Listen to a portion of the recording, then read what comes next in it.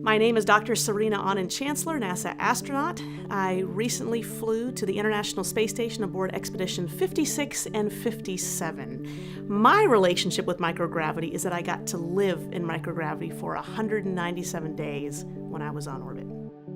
So many people ask, what is microgravity? Why do you float on board the International Space Station? Gravity acts upon all objects. We're never truly in zero gravity on board the space station. But because the space station is traveling so fast around the surface of the Earth, we're actually in a constant free fall. And that's why everything and everybody appears to float on board the space station. We are experiencing the Earth's gravity. In fact, we're actually experiencing about 90% of what you all experience on the surface of the Earth. The difference is we're just moving so fast that as we fall, we actually fall around the Earth, and that defines orbit. So microgravity means we're not, it's not the absence of mass, which of course creates gravity, but all the objects together are in the same gravitational field and all falling together. So yes, it is a lot of fun. Floating around, of course, is one of the exciting parts of being up here on board and being an astronaut, but even more importantly, it lends itself to all the amazing experiments that we can do on board that take advantage of that microgravity environment to do things that we can't do on Earth, but that can benefit life back on Earth. The important thing is it's so different than what we have here on the ground, where everything is pulled by the Earth at what we call one force of gravity. And what that does is it allows you to see the small forces, the small processes, the small effects of what goes on in life cell development or technical processes like combustion or fluid flow. And it helps you understand things that you may not have fully understood on Earth, where you see something happening, something assembling or disassembling, or the shape of something now going into 3 dimensions. And you learn, that's really what was driving this thing on Earth that we didn't really understand. On Earth, gravity is affecting all research we do, and sometimes that can get in the way.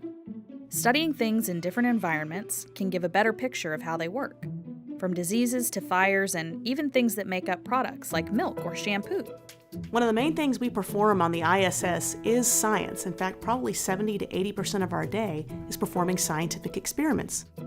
The International Space Station is a great place to do research for several perspectives. One of those is it's a big, huge satellite orbiting the Earth. So if you have an instrument that wants to look at the Earth or look out at space, we provide the power, we provide the data, the platform for it. You don't have to go do your own new satellite.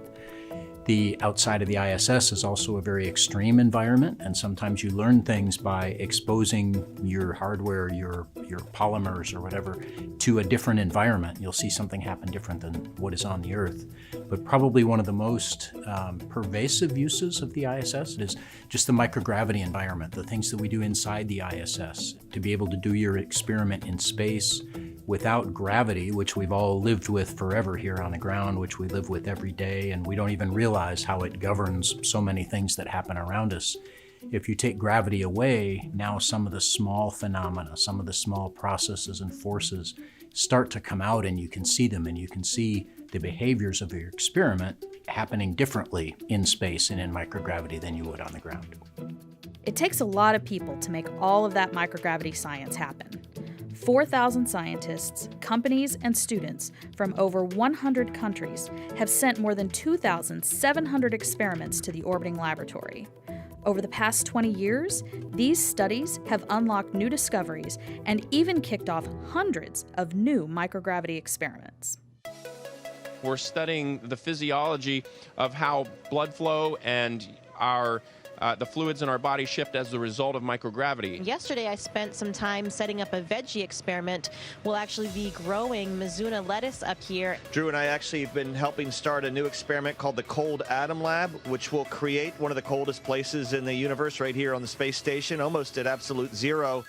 But who are these scientists? And how do they get their research to the space station? This season, we'll take you behind the scenes of the years of preparing an experiment for space. You'll see it launch off the planet and splash back down in the ocean, and hear what it's like to hand off your research to the astronauts who serve as the eyes and hands of the scientists aboard the International Space Station.